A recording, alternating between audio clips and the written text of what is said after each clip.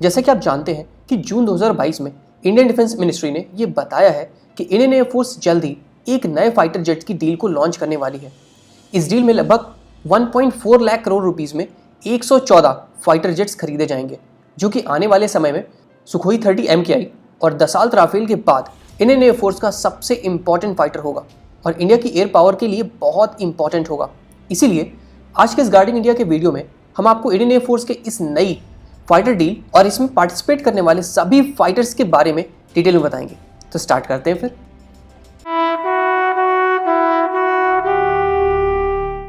सबसे पहले मैं आपको ये बताना चाहूंगा कि इंडियन एयरफोर्स को इन फाइटर्स की जरूरत क्यों पड़ी।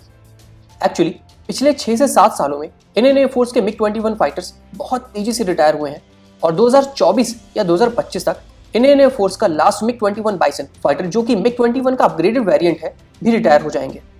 इतने ज़्यादा फाइटर्स के रिटायर होने के बाद अभी इंडियन एयरफोर्स की फाइटर स्ट्रेंथ सिर्फ 30 स्क्वाड्रन की है।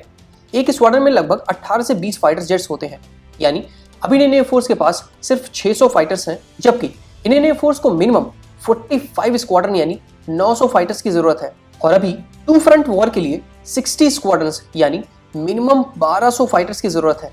इंडियन एयरफोर्स के MiG-21 और MiG-21 बाइसन को इंडिया में बने तेजस मार्क 1A फाइटर से रिप्लेस करना था, जिनके डेवलपमेंट में टाइम लग गया और इंडियन एयरफोर्स को पहला तेजस मार्क 1A फाइटर मार्च 2024 में ही मिल पाएगा और आने वाले टाइम में इंडियन एयरफोर्स की फाइटर जेट की स्ट्रेंथ कम ही रहेगी।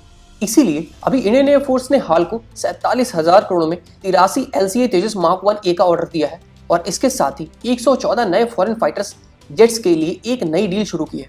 इस डील को multi role fighter aircraft deal यानी MRFA डील कहा जा रहा है। इस डील में इंडियन एयरफोर्स को लगभग 1.4 लाख करोड़ की कॉस्ट पर 114 फाइटर्स मिलेंगे, जिसमें से 18 फाइटर्स डायरेक्ट फॉरेन से आएंगे और 96 फाइटर्स इंडिया में ही किसी प्राइवेट कंपनी में मैन्युफैक्चर किए जाएंगे। इस डील को गवर्नमेंट ऑफ इंडिया की buy global and make in India plan के अकॉर्डिंग होगी, जिसमें लोकल कंपनीज को इंटरनेशनल कंपनीज के साथ में कोलैबोरेट करके फाइटर जेट्स को इंडिया में मैन्युफैक्चर करेंगे। ये बताया जा रहा है कि 114 फाइटर्स की इस डील में 18 फाइटर्स का फर्स्ट बैच डायरेक्ट फॉरेन से आएगा और इनका पेमेंट फॉरेन करेंसी में ही होगा। नेक्स्ट 36 फाइटर्स को इंडिया में बनाया जाएगा और इसका पेमेंट फॉरेन और इंडियन करेंसी में होगा और लास्ट के 60 फाइटर्स का पेमेंट इंडियन करेंसी में होगा। मेड इन इंडिया प्रोग्राम को प्रमोट करने के लिए इंडियन एयरफोर्स ने कहा है कि इस डील में minimum 60% make in India component होना चाहिए। अभी तक इस डील में कौन से फाइटर पार्टिसिपेट करेंगे ये ऑफिशियली नहीं पता है, लेकिन ये माना जा रहा है कि दुनिया की सभी बड़ी एविएशन कंपनीज इसमें पार्टिसिपेट करेंगी। मैं आपको ये बता सकता हूँ कि इसमें कौन कौन से फाइटर्स पार्टिसिपेट कर सकते हैं। सबसे पहले है 2 American fighters. Number 1 Boeing company का लेटेस्ट F-15EX फाइटर, जिसे अभी US एयरफोर्स ने भी ऑर्डर किया है और जो कि इस कंपटीशन का सबसे स्ट्रॉन्ग कंटेंडर में से एक होगा। नंबर 2 अमेरिका की लॉकहीड मार्टिन कंपनी का F-21 फाइटर, जो कि एक्चुअली F-16 फाइटर का सबसे एडवांस वर्जन है। यहाँ मैं आपको ये बताना चाहूँगा कि F-21 फाइटर पाकिस्तान एयरफोर्स के F-16 फाइटर से बहुत ज़्यादा पावरफुल है और सिंगल इंजन फाइटर होने के चलते ये F-15EX से काफ़ी सस्ता फाइटर होगा। अमेरिका के बाद अब आते हैं रशिया पर।